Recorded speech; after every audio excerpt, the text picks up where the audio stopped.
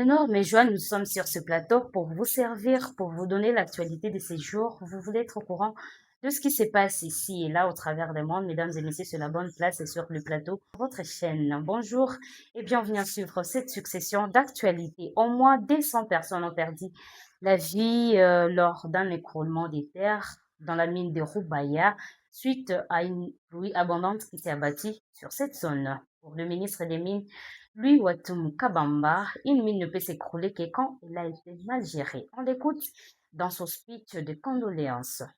Je suis dans la tristesse de présenter mes condoléances les plus émues à toutes les familles éprouvées à la suite de l'éboulement qui vient encore de se passer il y a 2 jours, où nous comptons environ 200 morts. Nous devons arrêter cette comptabilité macabre. La raison donnée, c'est qu'il y a eu des pluies abondantes qui ont causé les glissements de terrain. J'aimerais dire une chose, j'ai 35 ans d'expérience dans les mines, en toute modestie, en toute humilité. Une mine ne s'écroule pas parce qu'il a plu abondamment. Une mine s'écroule lorsqu'elle a été mal gérée, lorsqu'il y a eu un mépris des règles élémentaires de sécurité. C'est quand la mine s'écroule. Nous avons fait du mining dans des conditions extrêmes de pluviométrie et on n'a jamais vu des éboulements comme ça. Et d'ailleurs, au dernier trimestre de l'année passée, j'avais même pris un arrêté pour déclarer cette zone-là une zone rouge où on ne peut pas faire du mining dans cette mine-là, parce que les conditions n'étaient pas réunies. Il s'agit de quelle mine? De Roubaïa, oui. Et donc nous déplorons cet état de choses. Nous déplorons tous ces morts dans cette comptabilité macabre, tout en présentant les condoléances aux familles éprouvées.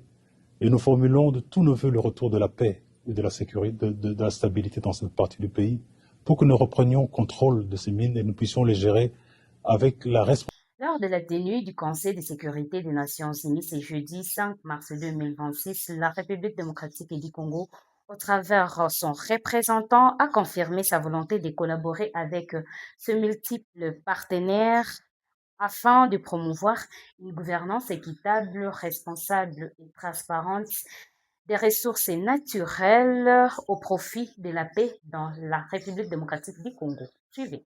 Pays doté d'immenses réserves de minerais stratégiques indispensables aux technologies modernes et à la transition énergétique, la République démocratique du Congo se trouve au cœur même de cette problématique mondiale.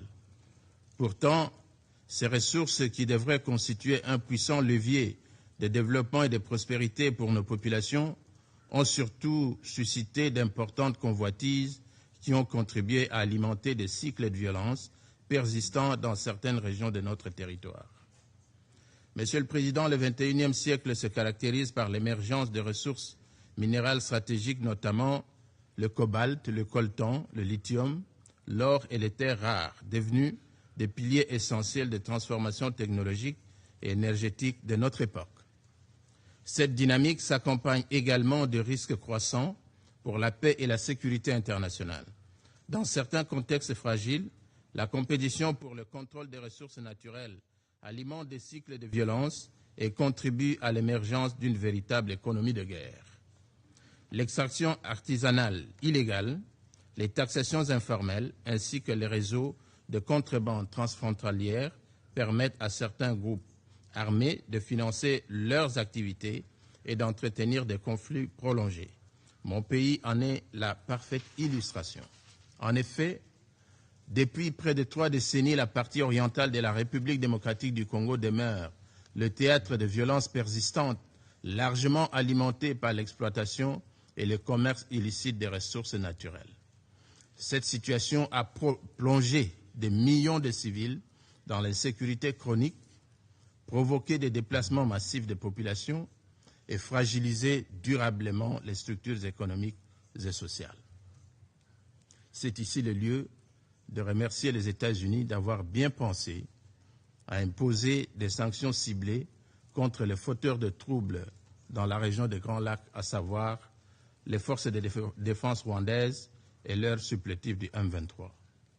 Dans certaines zones riches en minerais stratégiques, indispensables à la transition énergétique mondiale et aux technologies de pointe, les populations civiles demeurent particulièrement exposées aux violences et aux abus. Plusieurs rapports des experts des Nations Unies ont d'ailleurs établi un lien direct entre l'exploitation illégale des ressources naturelles et la persistance des conflits armés dans cette région. Monsieur le Président, Au-delà de cette situation, la corrélation entre ressources naturelles. Le sénateur Dani Kabombo pense que les propos de Bahati-Lukwebo lors de la tenue de son point de presse dans la ville-province de Kinshasa sur l'union sacrée était manque de respect direct à l'égard de la personne qui a initié l'union sacrée de la nation, qui est le président de la République démocratique du Congo. Suivez. Bon, lui, comme l'un des membres du présidium de l'Union sacrée, et il occupe aussi une poste importante au niveau du Sénat, qui est la troisième institution de la République après la présidence et l'Assemblée nationale. Nous avons trouvé ces propos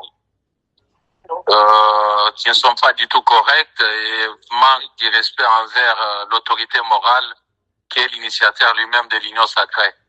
Parce que quand il parle que c'est un problème d'homme, lui comme dirigeant c'est un peu vague, donc il a fallu qu'il puisse d'abord, avant de faire une telle déclaration, se référer à l'autorité morale qui est le président de la République, que faire des déclarations comme ça devant les journalistes. Donc vous lui reprochez ces propos appelant au respect de la Constitution. Ce n'est pas un problème du respect de la Constitution. Personne n'est contre le respect de la Constitution. Mais quels sont les griefs contenus dans votre motion contre les... Il y en a plusieurs. Je pense dès demain, nous allons faire une sortie médiatique pour expliquer pourquoi nous voulons son départ du bureau. À la primature, c'est jeudi 5 mars 2026, une réunion du comité conjoint économique a été présidée par la première ministre Judith Suminwa Tuluka, où les membres sont passés en revue de la situation des finances publiques et plusieurs autres points ont été traités lors de ces assises. Je vous demande donc de suivre cet élément du début jusqu'à la fin pour en savoir plus. Aujourd'hui, plus particulièrement, nous nous sommes appesantis sur la situation des finances publiques qui a besoin de mesures fortes visant à renforcer les recettes, mais également à mieux contrôler les dépenses de manière à faciliter la régularisation de la paye de salaire. Parce que vous aurez noté qu'il y a eu quelques décalages dans la paye des salaires des fonctionnaires. Et pour le moment, le gouvernement envisage une série de mesures qui ont été présentées par M. le ministre des Finances pour améliorer la mobilisation des recettes, mais également en sus de l'instruction du président de la République portant sur l'audit de l'état liquidatif de la paye. Nous avons convenu des mesures urgentes à prendre de manière à soulager la trésorerie de l'État. Mais nous avons également regardé l'impact que pourrait avoir la guerre qui secoue le Moyen-Orient pour le moment. D'abord sur le plan général de l'économie dans son ensemble, mais beaucoup plus particulièrement sur l'approvisionnement du pays en produits pétroliers. Et nous avons aussi envisagé quelques mesures urgentes à prendre dans ce domaine plus particulier, de manière à maintenir la stabilité des prix des produits pétroliers et, le plus important, à maintenir aussi l'approvisionnement régulier du pays en produits pétroliers.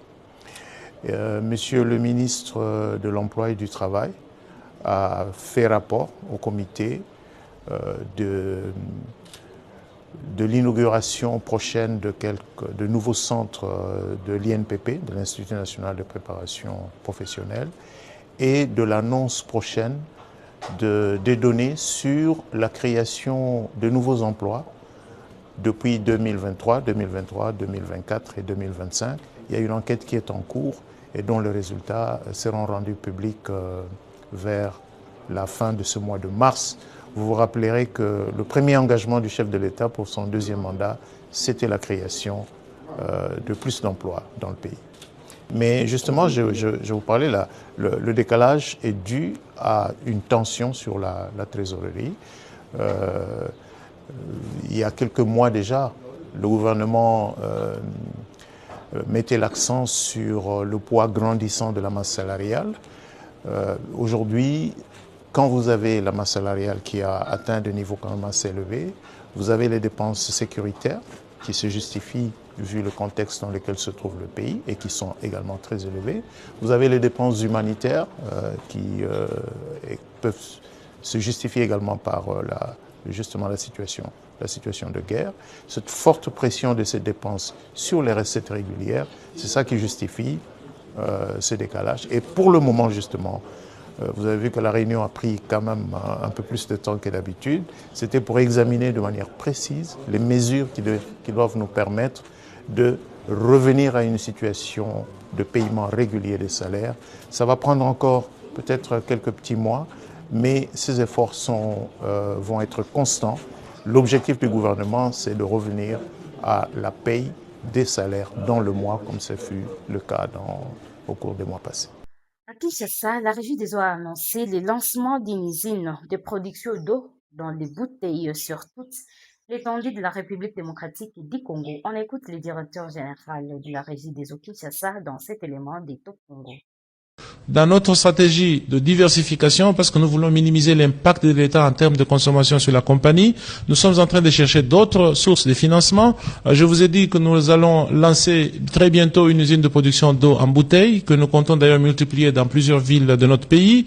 Pour Kinshasa, nous avons déjà un dossier d'appel d'offres en cours. Ça veut dire que si tout va bien, d'ici 3-4 mois, on aura les travaux qui vont commencer pour la plus grande usine de production d'eau en bouteille à Kinshasa, avec un modèle de recyclage de bouteilles très différent, parce qu'on ne veut pas que les bouteilles de la Régie des eaux soient retrouvées dans les caniveaux sur l'ensemble de la ville.